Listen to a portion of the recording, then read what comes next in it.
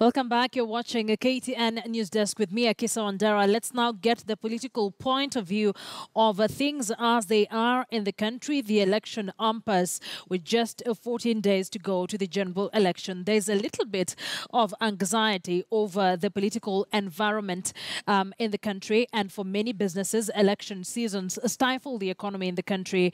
And of course, this is a conversation I want to have here with Didmas Wekesa Baraza, who's the Member of Parliament for Kimilili, as well as Silvanus Osoro, who is the Member of Parliament for South Mugirango, still insisting that there will be no election.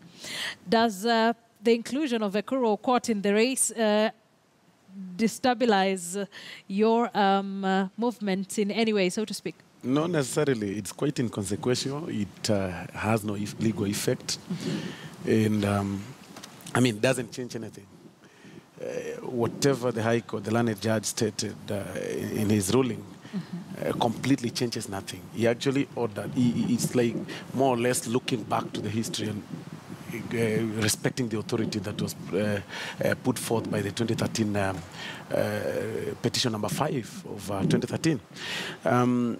You see, we need to get back and understand this. And I think it's very important for Kenyans to know. We've got different sources of law in this country. One is the Constitution. The other one is the Acts of Parliament. The other one is the case laws, or what we call common law. The other one is subsidiary legislation. I mean, we need to understand those kind of things. Now, where we have an issue or where there is a gap in the Constitution or whatever means, we'll get to the common laws. All right. Okay, fine. So, we'll go to those details. So, yes. Withdrawal from the whole race. Change anything. What completely. next? What next? Exactly. We need fresh elections. They will be held, according to law. Fresh elections within 90 days, not on 26th. You see, upon the nullification of the elections in 2017 by the learned judges of on 1st of September, a fresh election was ordered. IEBC gazetted the date of the fresh elections using the 2013 ruling, paragraph 290 and 291, which states clearly that if one candidate withdraws himself or his candidature, that means that there will be, I mean, IEBC will be, Article 138 will take effect, which means that fresh elections should be held.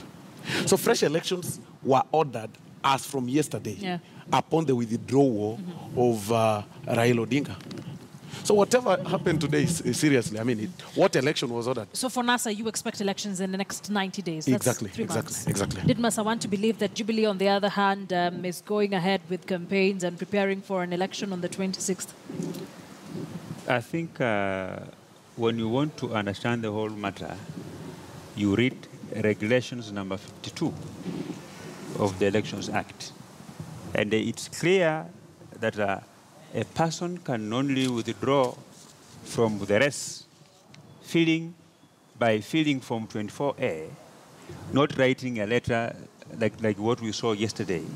You must fill Form 24A, and this must be done within 3 days upon such candidates' nominations. Yeah. And once that one is done, as to whether we will have elections or not, again, you read the same regulation, subsection 2. It says, where we have only 2 candidates, and one candidate withdraws, then it means that the IEBC should go ahead and issue a certificate to the remaining only candidate. But today's court ruling by, in the case of our court, I think even it makes the matter much more clearer now. Because we even have other presidential candidates like Kanduyu, like Joe Nyaga, Abdu Badida, also now willing to participate in these elections. Now, Akisa, we've had so many candidates withdrawing from the rest, even from MCS. But there's really no clarity on whether this particular order covered all the other candidates who participated in the election or just a group. When he said that, when the IEBC relied on an extract from the Supreme Court ruling of 2013, which now judge said it was just like an advisory that has got no binding on the lower courts. Meaning, when you look at the arguments that he put together to support his decision to include our court, I really don't see a reason why other candidates would be I want to believe that was a pronouncement by the Supreme Court in 2013. It really was not an adversary, but I would let him react to that. It's very unfortunate. I think my colleague needs to understand a bit of law and get to understand what to do. I mean, how to define judgments. What we saw in 2013, and I'm sure that is what most of the Jubilee legislators have been doing, is not an obiter dicta. It is completely not. You cannot have an obiter dicta within a ratio designated in between. It cannot happen. It was a ruling based on a petition. Completely. So it is completely for the sake of our viewers, just break that down for them kindly. What he's trying to say and what they've been trying to say is that being a dicta is a statement made as a by the way by the judges, that it shouldn't be binding. It should not form a basis of law. It shouldn't be a precedent. And that is what they are saying, which is wrong. And when we talk about precedents, we mean judgments made by learned judges from the level of the High Court upwards, all through. They form basis of common law. We rely on those as part of the source of our laws. Now, and actually that is what IEBC used in setting up the date on October 26th. They barred any other candidate. They went as per the Supreme Court judgment of 2013, petition number 5, barred every other candidate and placed 2 for a rerun. So that was law. Nobody went to court then. Like Jubilee never went to court to force. In any case, actually, you know, this, I do not really understand why Jubilee is so confused. I mean, for lack of a better word. When EKURU court went to court to seek inclusion of his name, Jubilee opposed.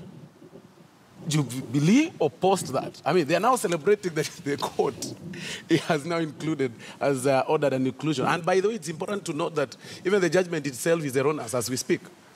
Because it states, the order states that IEBC should include EKURU court on the election set for 26th September. I mean, which election is on 26th September? Which date is this? What are we talking about? So what I'm trying to say here is this. As per yesterday, there was no election upon the withdrawal of Raila Odinga. There was no election completely. So even if the order was like include him tomorrow, to what? There's no election on 26th. When somebody withdrew, when Raila Odinga withdrew his candidature, it killed everything. So we're only expecting a fresh election. And I do not really understand the authority they are relying on. They do not really have, and there's something stated about Section 52, and I need to regulations. Exactly. Yes. And I need to correct him on the nomination. Really, it's about nomination. The Act talks about nomination, and it's through the very same Act that we've got nomination rules, where members of public are invited to parties to participate in a nomination exercise. In this particular case, there was no nomination exercise. You can only withdraw your candidature within 3 days upon submission of your nomination papers. Did we submit nomination papers? Yes, Didmus doesn't seem to agree with you on that. Because he does not understand. You see, really. You see, my good friend is misleading viewers. This regulation 52, there is nobody who can be cleared to run for presidency in this country without getting a nomination certificate by his party. Read it. So the nomination certificate that is under the possession of IEBC now. Read it. No, let's have is it the one read. that. Let's read it completely, word by word, and say there is no. I mean, this is how the article. This is what the article talks about. Withdrawal of a candidate. A candidate who had been validly nominated may withdraw. Validly nominated. Now, define the valid nomination. The valid nomination of a candidate begins from the date of gazettement by IEBC. That is when it begins from. Really, one cannot be gazetted. One cannot be gazetted. One cannot be gazetted without a nomination. Let me give you an exercise. example. So what are you talking about? Let me give you an example. Really? We have had presidential candidates nominated by their parties, but when they are presenting their documents to IEBC for clearance, their nomination is approved.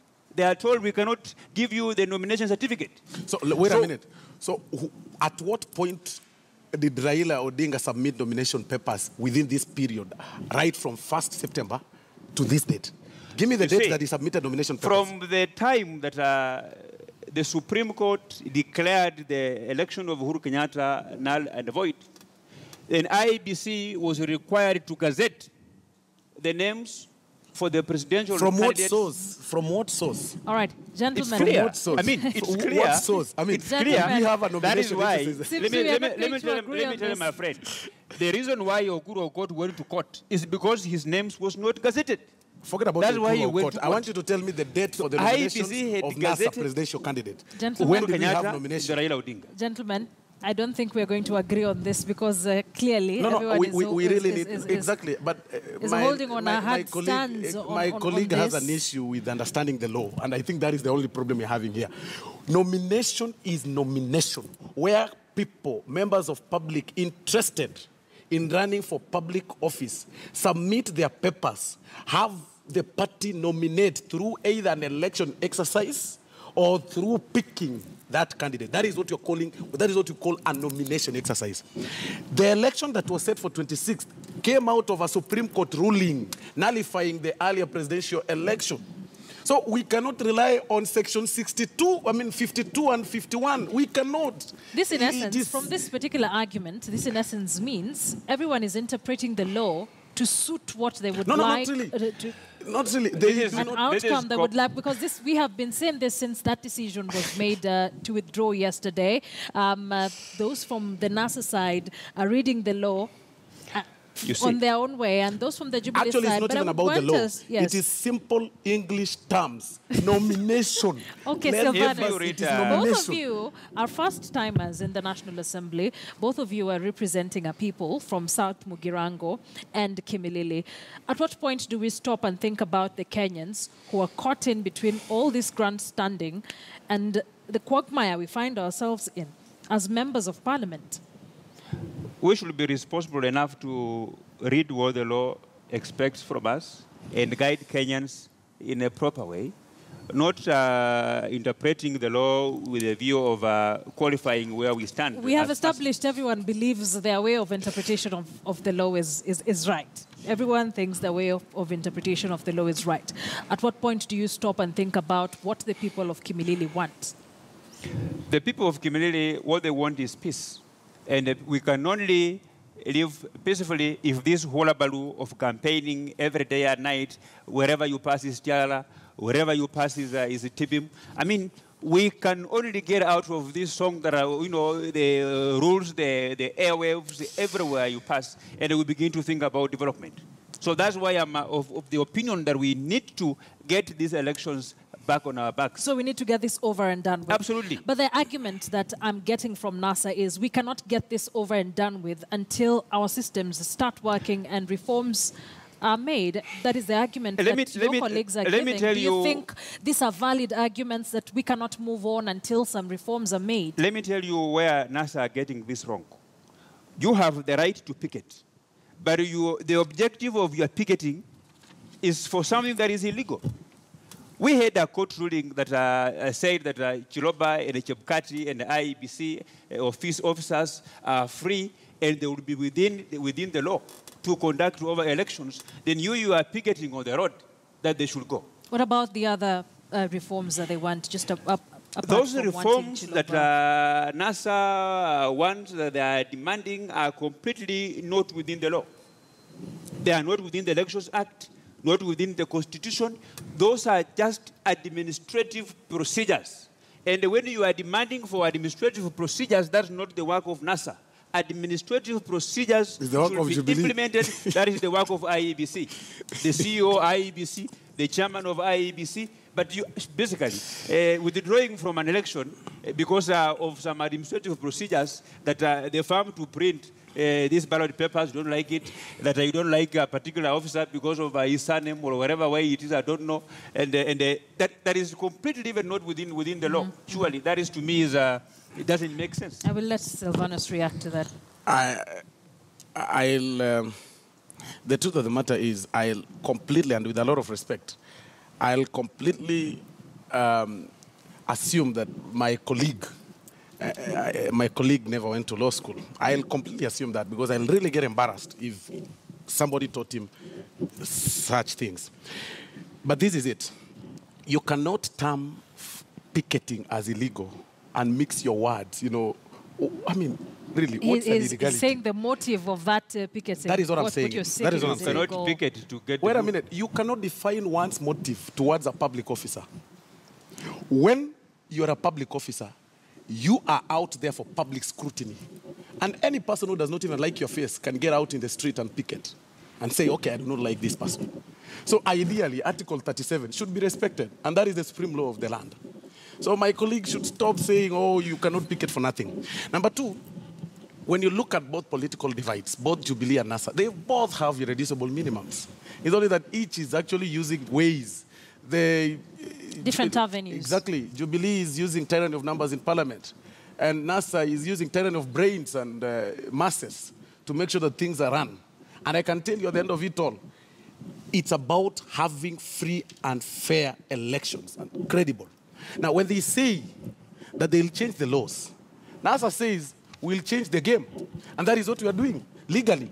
You cannot push to change the laws, and you'll let the game be. We'll change the whole game. What we are saying, on 1st of September, there was a Supreme Court nullified elections based on evidence that NASA provided. Now, what did they look at? The learned judges stated clearly that there were irregularities and illegalities that led to nullification. I could expect any Jubilee member to say, now that they, as they termed the judges Wakora, they should actually be very happy about NASA going out in the streets saying Chiloba must go, because it is actually Chiloba who made them lose the case. I mean, they should actually be very happy. They should be the ones celebrating. But what are they saying? I mean, Chiloba must stay. What if the very same Chiloba and his officers make the same mistakes in the next election? Because the mistake wasn't found in the third respondent, Uhuru Kenyatta. It was actually in the IEBC. IEBC. Ideally, I mean, they should be joining us. The only problem we're having in this country is Raila phobia and Raila mania. That even if he says something that is positive to this country, if you hate him, you'll just oppose it. And that's why they're finding it very hard to oppose or to admit. And that is why they are opposing IEBC using parliament. They're opposing IEBC structure using parliament. Because they cannot directly come out and say, Raila, you know, we do not want Chiloba, because Raila said he does not want him. And that is why I say, in some areas where you have an issue, even with your child, who's probably a drunkard, tell him that Raila Odinga is the implementer of alcohol. So what is the way forward? Didma says that we need to get to a point that we just clear out this election issue, get it over and done with, so that people's lives can go on. At this point, everything rises and falls on leadership. And as I've always said, the fault lies on the presidency. We need negotiation. Let the president own it up, sit down with Right Honorable Raila Odinga. They are the front runners. And even if we go by the 2013 flawed elections, Raila Odinga has got more than 6 million people behind him. For me, it's important not to throw hands up. Let's sit down. Let His Excellency Uhuru Kenyatta sit down with Raila Odinga and discuss on the common agenda. They are getting into the field. Let them share on what to do. What date do we now get to play? What date whom do we appoint as a referee, so that we actually have a level playground? Those are some of the things that will actually help this country.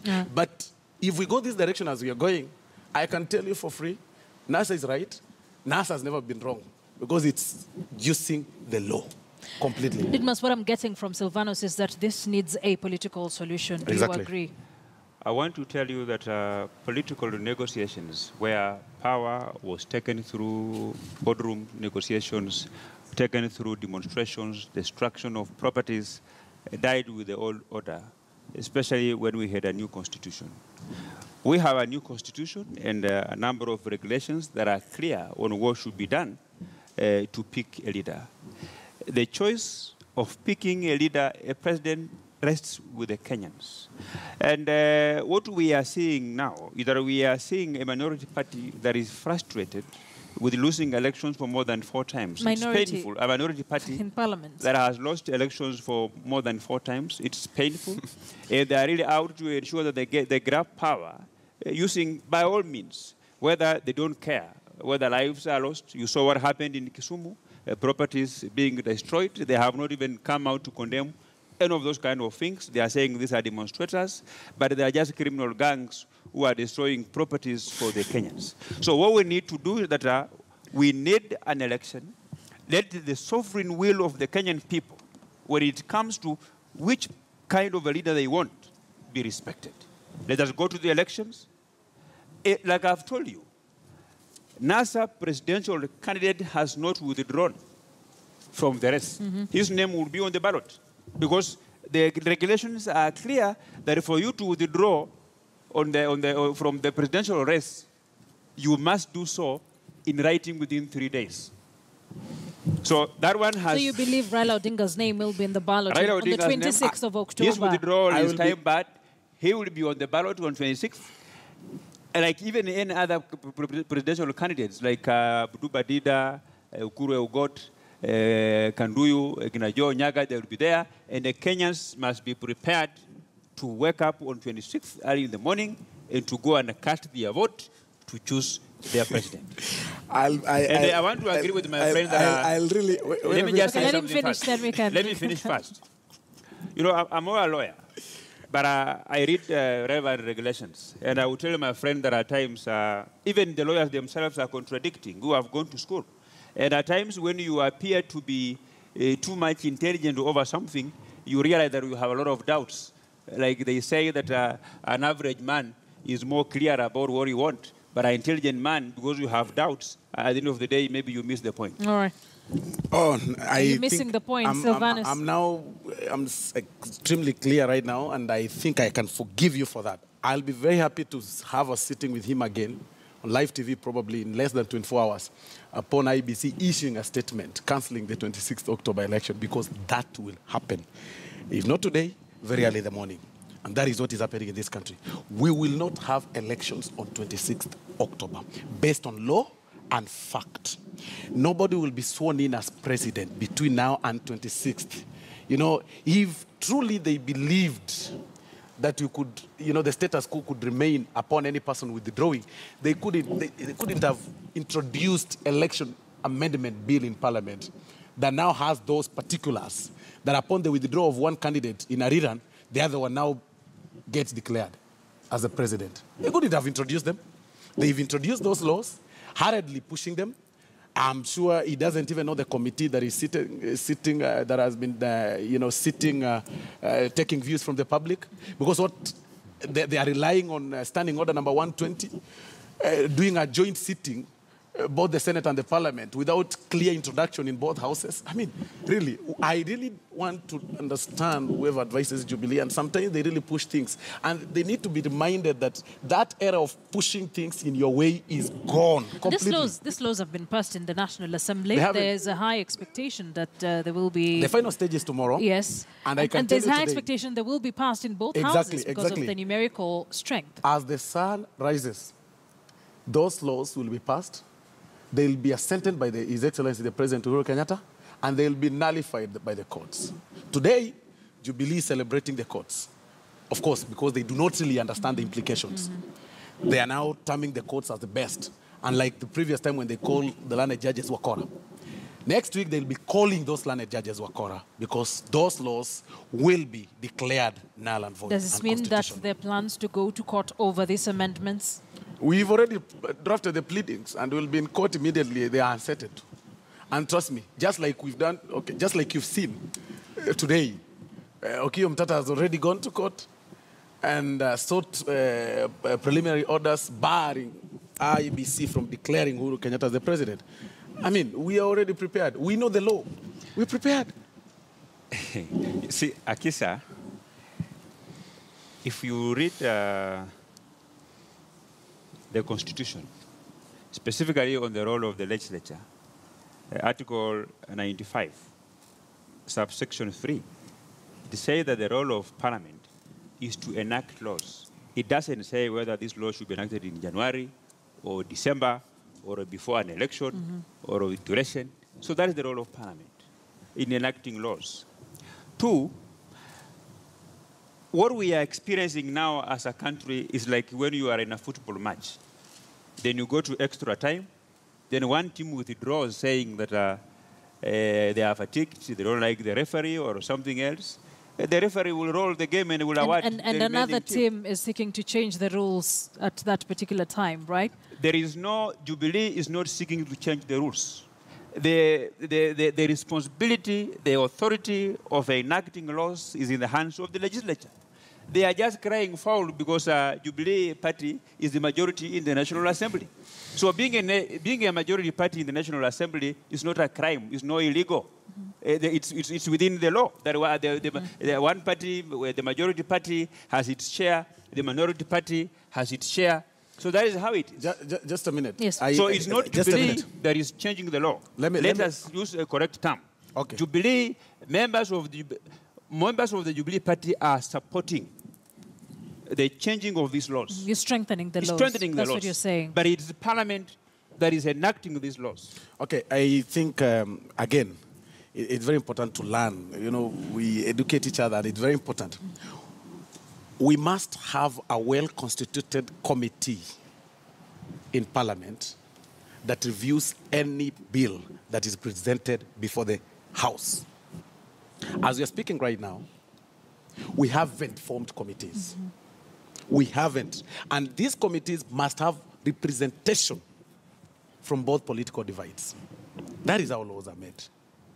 The only time you can call for a special committee is when there is a special interest touching the whole country, that there could be probably a sitting committee, and now you need a special joint committee from both houses, understanding order number 120.